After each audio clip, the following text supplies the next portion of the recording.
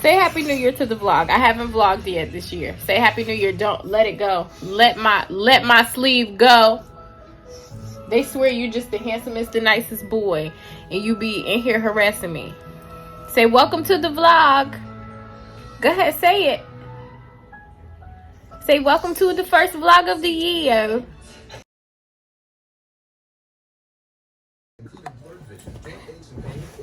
Hello. Welcome to the new year. No, thank you. No, thank you. Get down. Get down. I know how to give you a piece if I want you to have a piece. Get a dog, they said. It will be fun, they said. They lied. No, I love him. But I got food. And he feel like every time I eat, he's supposed to eat. And he got stuff. But hey y'all. I finished my first book of the year, which was the bird tattoo. Not you about to cry. That's all you get. Go get it.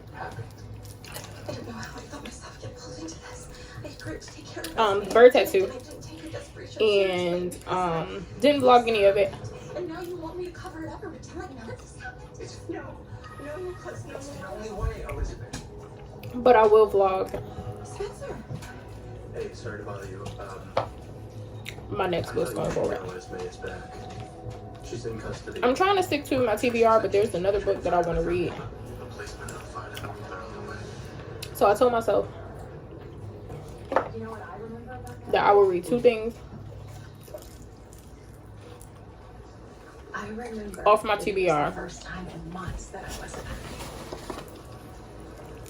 And then choking on anger. I will for everything that had happened with Sunny. Get down. Go home. How good it was to see her smile. Go to your home. And to hear your Don't tap at me. And I was so shocked that I was Oh, laughing begging too, so. Because I never thought I was gonna be happy again. Just beg. You know, Sonny broke my heart last year, and he broke what was left of our marriage. And I'm gonna read 2 things off my TBR first, then but stray, I was able to come back to myself, and then come back to my TBR. and you were a large part of that. So it all started last New Year's Eve. So yeah, I'm gonna eat. And I could never imagine that we would be here right now. And then record another video. What I get to do now, and I couldn't do then. And what's that? Get back to reading. This. The police should know to be on the lookout for a woman with a gunshot wound in her arm. Okay. When I saw y'all earlier today, I was just starting The Color of Family. And baby, when I tell you this book,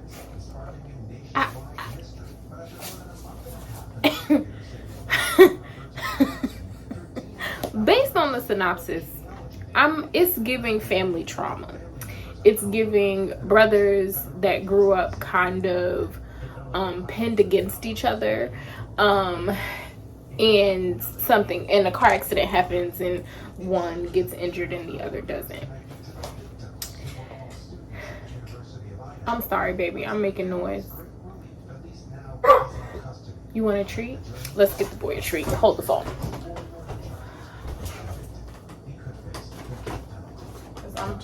I'm out in the living room when usually I'm in my room.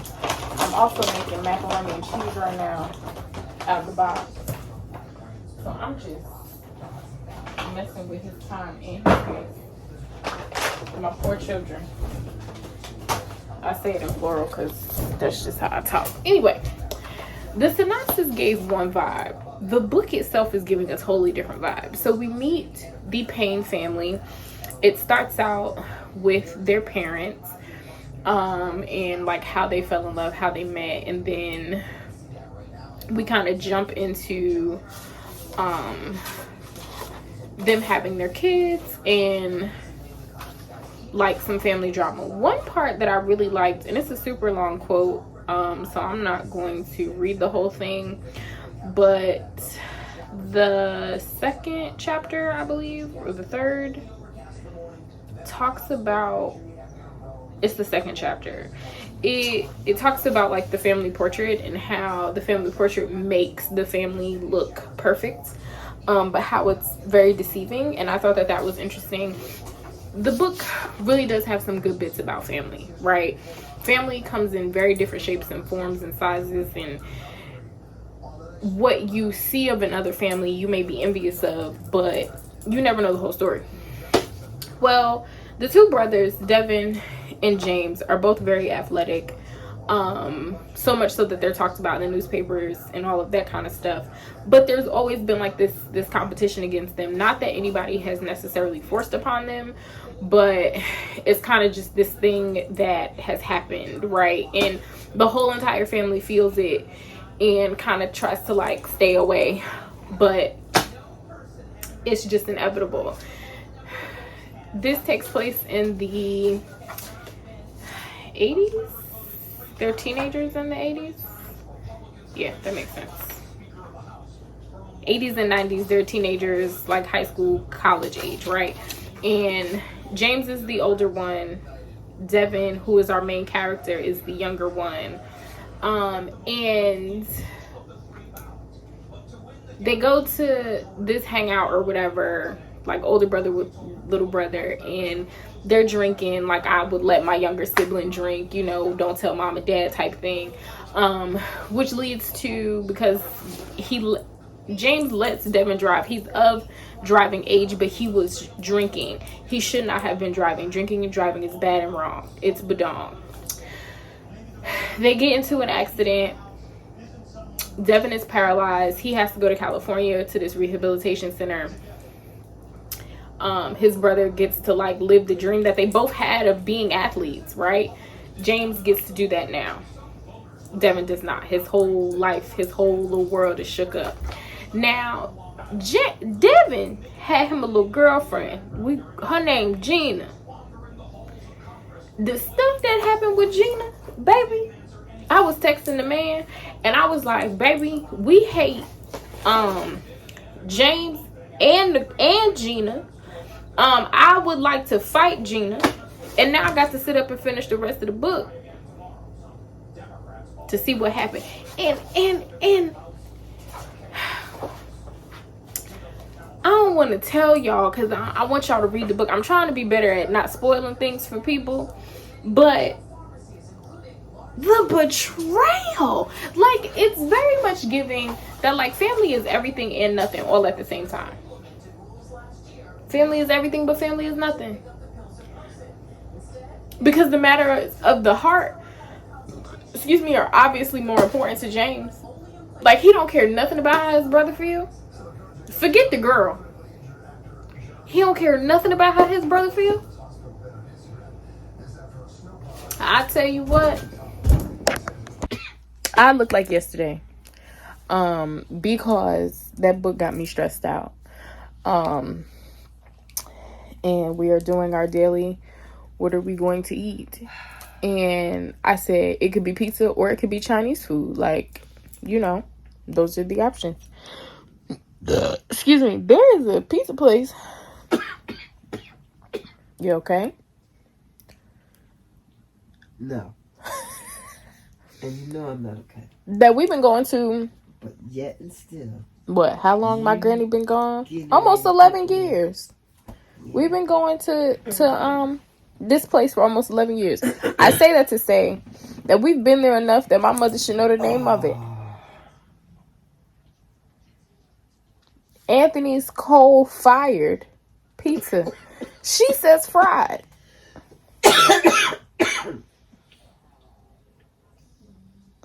Now, when I tell her that I'm neurospicy, she don't think that she is.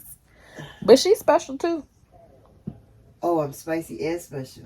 Yeah, you know I'm spicy. You sound like... It's a ADHD in there or something. Who? The both of us. Your father. Him too. Cause I'll be like, mommy, what we gonna eat for dinner? And she'd be like, let me look at the app. She'd be over on TikTok. No, I'll be playing my game. Even worse. She don't be looking. And then she'd have a whole conversation with me. Did you see the thing I sent you earlier with the ma'am, we need to eat. We need to eat something. We both got it bad. We both a little we neuro spicy, that's all. That's why she ain't see the signs, because all the stuff that's wrong with me is normal to her. That's why she ain't noticed nothing. Because I'm like, I was a weird little kid. I would have took the moment that she had to take regular pencils away from me because I was compulsively sharpening them because they all had to be the same size and they all had to have a point. I probably should have told me something. What I'm doing, I'm ordering pizza. Pizza, yeah. Can you do like half pepperoni and then half with the other stuff? What other stuff? You usually be getting like pepperoni sausage and... So we just want pepperoni? Mm-hmm. Just pepperoni? Mm-hmm. Okay, you don't have to pick other stuff. Oh, but if you want the other stuff, can you do half? Why she side me like that? I'm trying to make everybody in the house happy. For the love of Christ. But yeah, that should have told her something. My teacher had to call and be like, Shelby will not... There are pencil shavings everywhere. 10 wings is enough for me and you. Yes. And every time I got new markers or coloring pencils or crayons, I put them in color order. Because my mind just don't sit well with like an orange being next to a purple. 12-inch. Because that's just weird. Why are they not in... I want to say chronological order, but y'all know what I'm trying to say. Why are they not organized? Hey, y'all. Listen, and then there was light. Ta-da.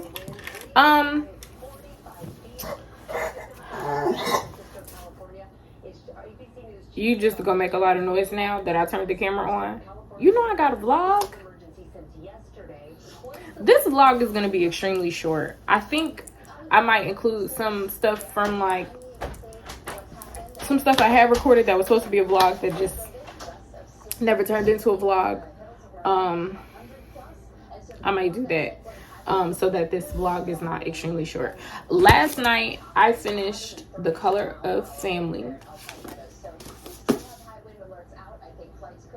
I think I'm really gonna have to sit and do like a full in-depth review because there are just so many things in this book that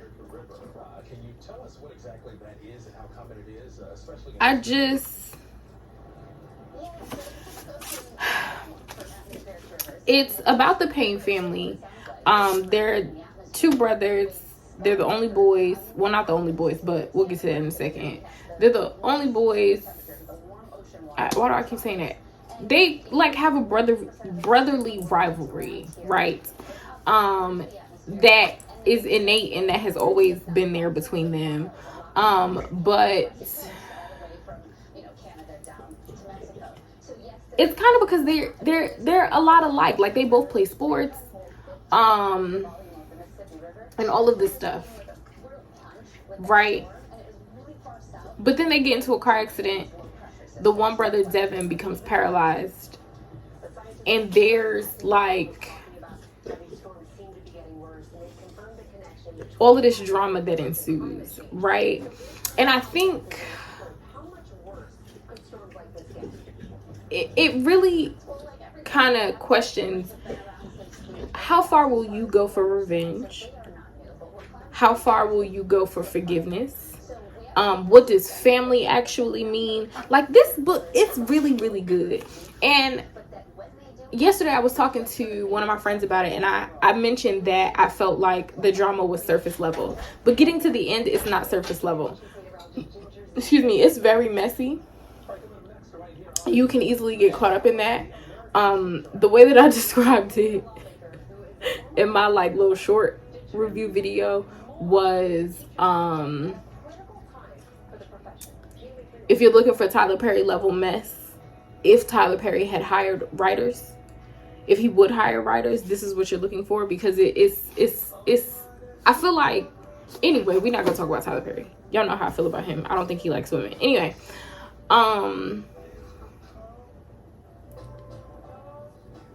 it's a very thought-provoking book. It is a very thought-provoking book.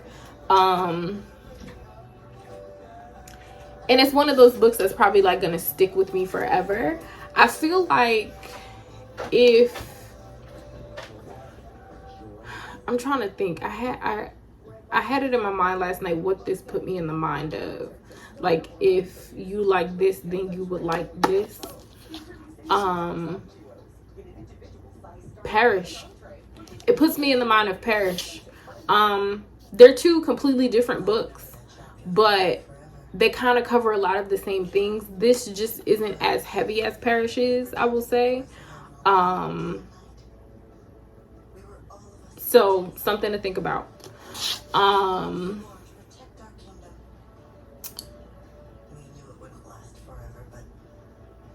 trying to think what else. There was something else that this put me in the mind of. I can't think right now, but it was a really good book. There's some character development. It was a good book. It was a good book. I think it also really touches on, the things that your family, or the things that your parents do or don't do, really take a toll on who you become as a person. And I think it becomes your responsibility to unlearn those things, or to become aware of whatever. There is a part in the book where one of the sisters says, have they always been like this and I just never noticed? And why hadn't I noticed? What was making me not notice? And I think the answer to that could be love. You love people so much that you don't really take the time to see their flaws. Or it disables your ability to see what their flaws are, right? Because you love this person so much that you're not necessarily thinking about ways to tear them down. Does that make sense? Even when they're hurting you, even when even when you can recognize that the things that they are doing to you are detrimental, you're not thinking about it in that way because you love them. So quite interesting. Next up on the docket, and I will probably talk more about this in the next vlog, is Notes on an Execution by Dania Kafka. I believe that's how you pronounce it. First of all, let's talk about how I am really less and less liking hardcover books because the covers are weird. I had to tape this down because it kept slipping and it was driving me mad. Yes, it was. So I taped it. And then that made me reevaluate myself because I was like, am I really that book person now that does things like that? And I am that person. You all know that I am a lover of things true crime, but I have not read a true crime book before that I know of. And this is about a serial killer and the women in his life, and how him being a serial killer has affected them. So I am quite interested in this. This already puts me in the mind of Jesmyn Ward's The Men We Reap, because I think there's a lot to say about how the things that men do affect the women in their lives, right? In this case, we're going to the extreme and we're talking about a serial killer, but it could be as little, and I'm saying little as in not diminishing the act, but compared to It could be something like when a man cheats on his woman, right? That not only affects that woman or the women that he's putting in the situation, it also affects his daughters. It affects his mother. It affects his sisters. It really does a lot to a community of people. And I think in the Jesmyn Ward book, I'm curious to see where this one goes, but in Jesmyn Ward's The Men We Reaped, or The Men We Reap, it really talks about how Black women in particular have to kind of pick up the pieces when the men in their lives die. Are you for real? Would you like to talk to the people too? Do you have a book recommendation for them? Come. That's what I thought. Come here. If you're not gonna come here, you can't make all of that noise. He put himself in timeout in his crate, and now he's staring at me, making all of this fuss. What's the matter? Right. Gunner. So in Jesmyn Ward's book, as I was trying to say before my child decided that what he had to say was more important, it's more about Black women in particular picking up the pieces when the men in their lives die, right? And how that affects them, and how a lot of the times we don't get to grieve because we have to show up for everybody else still, which is what I think was part of what was trying to be portrayed in the latest Black Panther Wakanda Forever. So it's something to think about. I think women suffer at the hands of men in a lot of different ways, and I don't think we often talk about the emotional aspect of it, because we're often told to suck it up and get over it. Oh, he cheated on you, so what? Oh, your son is a menace to society. Literally, oh, suck it up, get over it.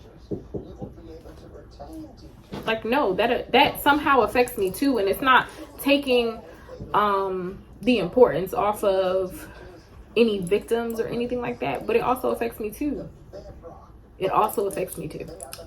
So I'm very curious to see where this goes, and I know I kind of have an idea of the order of things that I want to read next. So I started listening to Sweet Soft Plenty Rhythm, the audiobook, and it made me realize that like I have to actually read this, and I'm very excited to read this. This is another, this man does a thing and it affects the women in his life. So I am going to read this. This one's kind of a long one. It's over 300 pages. It's like 350 pages and long in reference to like everything else that I've read so far this year. And then because I feel like I'm going to finish this between today and tomorrow. I think. So dang, it's Thursday.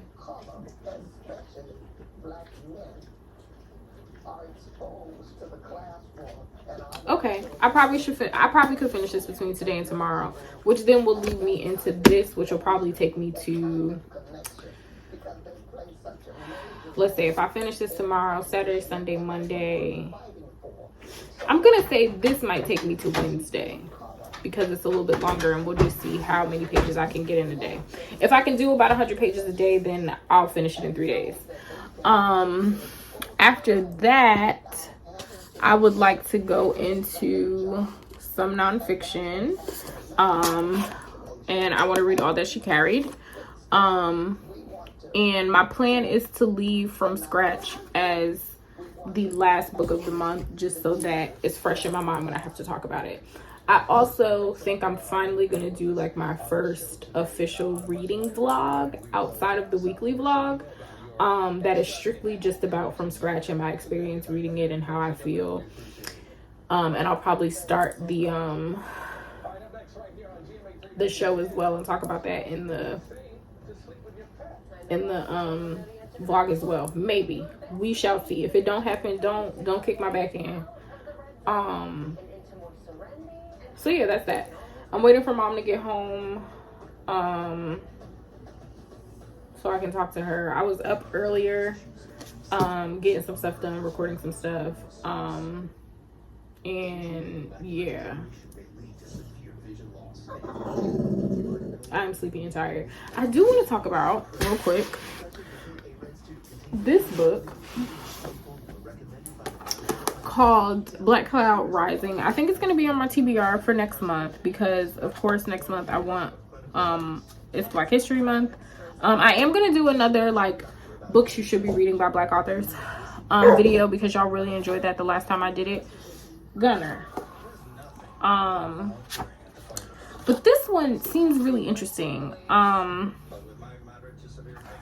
So it says, by fall of 1863, Union forces had taken control of Tidewater, Virginia, and established a toehold in eastern North Carolina, including along the Outer Banks. Thousands of free slaves and runaways flooded the Union lines, but Confederate irregulars still roamed the region. In December, the newly formed African Brigade, a unit of former slaves led by General Edward Augustus Wild, a one-armed, impassioned abolitionist, set out of Portsmouth to hunt down the rebel guerrillas and extinguish the threat. I totally want to read this. I believe I have this in hardcover. I didn't know that they had it in paperback.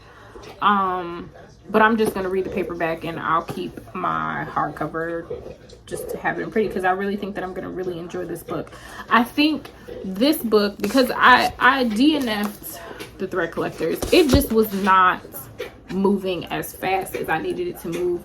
And like I was enjoying, I'm enjoying the characters, but I'm gonna tell you what really turned me off. And we've talked about this before. But this book is written by two women, a Black woman and a woman that is not Black.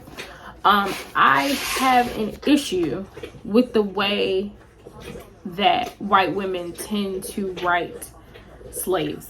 And it made me think, like, who wrote what in this book? Who wrote what? Because I am not interested in reading a slave story written by white women. And like,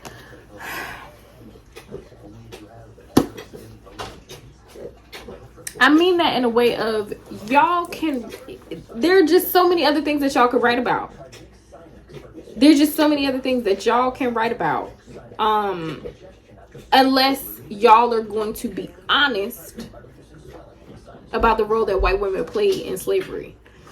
If we're going to do that, then I'll read it. But this, it's not bad. But when I realized that one of the authors were white, it really just turned me off. It turned me completely off. It turned me off real bad. But I think I'm going to get from this what I was wanting from that. Because I was really enjoying the parts of the story that talked about, what is his name? William, and his like journey to join the army as a runaway slave. Because it's just a part of history that I personally don't know much about. It also made me think of that latest Will Smith movie, Emancipation, which I absolutely positively hated. I don't know if it was the terrible Haitian accent. I don't know if it was because there was a scene with a slave fighting a crocodile. I don't know if it was because I expected to learn more about this man than just the simple fact that he was a runaway slave. That irritated my soul to the depths. Okay, like I understand that this man, like I understand the importance of that particular story, but like there's more to that man. So like I just feel like this is a part of history, whether historical, nonfiction, or fiction, that needs to be told and needs to be read more. So I'm really excited about this. I know it's early in the month, but I already kind of have an idea of what I want my February TBR to be. And if you guys want like a video of how I pick my TBRs, I don't think it would be that interesting, but just let me know. And I'll probably like put it like in a vlog like this, because like in a Shelbey Saturday, don't bark. Because sometimes it's on a whim. Sometimes I see things, or like I'm constantly ordering books, or like not necessarily ordering. Hey, the mail come every day at the same time. It come every day. His little face, y'all should see him looking over the table at me. The mail come every day at the same time. It come every day at the same exact time. Leave that man in the outside alone. You know who he is. Y'all don't have to be friends, but you don't have to hoop and holler like that every time he come here. Shit. It's not very interesting. But what I was saying was I'm constantly like adding books to my cart, whether that be my Amazon cart or one of the indie bookstores that I like or whatever. I'm always keeping an eye out for books. It's my job basically, but also just for personal reasons, right? Excuse me. And then like I'm constantly looking at my bookshelf. So like I'll be laying in the bed and something will call out to me. Or like for instance, like what? The Color of Family and the bird tattoo were on my January TBR. These two here were not, but they were sitting on my desk, and like if they call out to me, then I'm gonna pick them up and read them right now. This I definitely want it to be a part of my Black History Month TBR, because I want to make sure that I have like a diverse set of books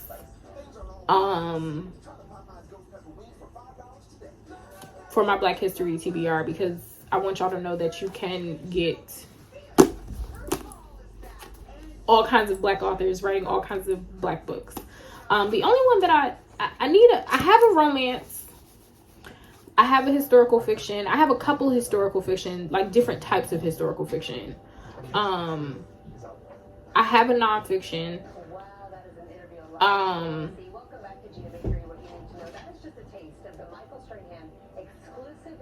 So yeah, I'm trying to think. There's a book that came out this week that I want, that I'm probably gonna go get tomorrow, because I keep thinking about that book, and I'm gonna try really hard. I don't know that it's gonna make it to February. I'll probably read it this month. I'm gonna try not to. I'm gonna try very hard not to, but I don't know that that's going to. I don't know if that's gonna happen. Let me run out here and see what this mail was, because it might be some books that I can show y'all. It wasn't books. It was my new tripod. Stop that. Okay, so I am like almost through the second chapter. It's a long one, so I'm saying almost through. Well, yeah, I got like 5-6 more pages left. I definitely see why everybody loves this book. It's intense though. When I was using, everything would lie in a blur, but now I'm seeing details. He's so stinking cute. I can't even be mad at you. You're just so cute. And I pay attention to those feelings. Cute baby. Sometimes they're right. What was that? Sometimes. Was you trying to kiss me back? More often than not, they put me on the right path, even if it doesn't always seem it. Sit. Sit. Good boy. Take it nice. Nice. Good job. It's definitely intense. The first chapter is the main character, Ansel, the serial killer. The second chapter is his mama, but it goes back in time. And we're getting like the relationship between him and her and his father. A lot of abuse. He like locked the cabinet so they couldn't have food, and told her that they had to learn how to earn their keep. Mind you, she's taking care of the baby. She's gardening, like she's doing stuff. He's just a jerk, and no rhyme or reason. But she met him. She had Ansel when she was 17, and this man is older than her. She can't drive, so she can't leave. And she been like on this farm. Are you serious? Get out. I be trying to tell y'all that he don't respect me. And here he come again. With this dang ball. But yeah, the book is intense. The daddy is a jerk. So I guess it's kind of gonna... No. Go away. Bye. Goodbye. You are not about to climb up in my book. Gunner. Bartholomew Glaspie. No, you cannot have it. That's it for you. Sit down. Because you don't know how to act.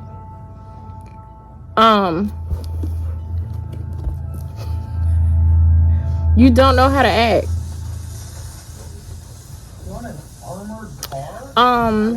So yeah, I'm gonna end the vlog here because he is acting a total complete ass.